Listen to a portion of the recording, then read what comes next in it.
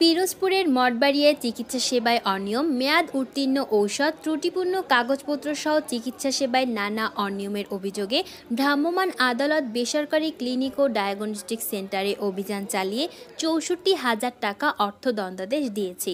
এ সময় ৭টি diagnostic centre সিলগালা করে দেয় ভ্রাম্যমাণ আদালত।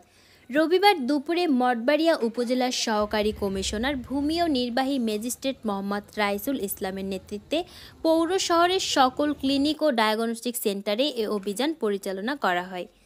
এ সময় মঠবাড়িয়া উপজেলার স্বাস্থ্য কমপ্লেক্স ও আবাসিক মেডিকেল অফিসার ডাক্তার ফেরদৌস ইসলাম প্রিন্স উপস্থিত ছিলেন।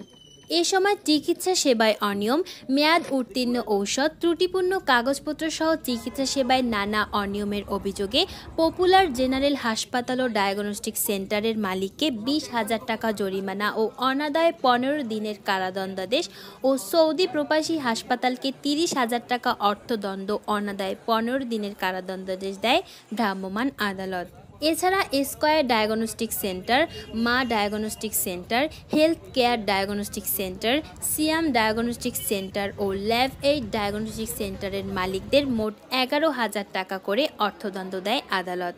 এছাড়া modern diagnostic centre, Noor diagnostic centre and doctors, Apollo diagnostic centre, Saudi প্রবাসী diagnostic centre, new Jamuna diagnostic centre, icon medical centre, city diagnostic সেন্টারের কর্তৃপক্ষ ভ্রাম্যমাণ আদালতের অভিযান টের পেয়ে পালিয়ে গেলে ওই ৭টি প্রতিষ্ঠান সিলগালা করে দেয় আদালত। এ ব্যাপারে উপজেলা নির্বাহী ম্যাজিস্ট্রেট মোহাম্মদ রাইসুল ইসলাম বলেন, ডায়াগনস্টিক সমিতিকে পূর্বে অবহিত করে মোবাইল কোর্টের পরিচালনা করা হয়েছে। খবর পেয়ে বেশ কিছু ডায়াগনস্টিক সেন্টার বন্ধ করে গা ঢাকা দেয়। এসব প্রতিষ্ঠান সিলগালা করে কারণ দর্শানোর নোটিশ প্রদান করা হয়েছে। স্বাস্থ্য সেবায় অনিয়ম বন্ধে কঠোর আইনগত ব্যবস্থা নেওয়া হচ্ছে। এ অভিযান অব্যাহত থাকবে। আজকের অভিযানের শুরুতেই আমরা এই পপুলার জেনারেল হাসপাতাল অ্যান্ড ডায়াগনস্টিক সেন্টার এখানে এসেছি। এখানে এসে মূলত এই ধরনের প্রতিষ্ঠান চালানোর জন্য যে লাইসেন্সটা দরকার, সেরকম লাইসেন্সের কোনো কপি আমরা এই অভিযানের সময় পাইনি। কিছু মেয়াদোত্তীর্ণ রিয়েজেন্ট আমরা দেখতে পেয়েছি। এই সব কিছু মিলিয়ে তাদের বিরুদ্ধে আমরা মোবাইল কোর্টের আওতায় ২০,০০০ টাকা জরিমানা প্রদান করা হয়েছে। মেয়াদে থাইরয়েড হরমোনের একটা টেস্টের যে স্ট্রিপ ছিল সেটা আমরা দেখেছি মেয়াদোত্তীর্ণ হয়ে গিয়েছে এবং আমরা সেটাকে জব্দ করেছি।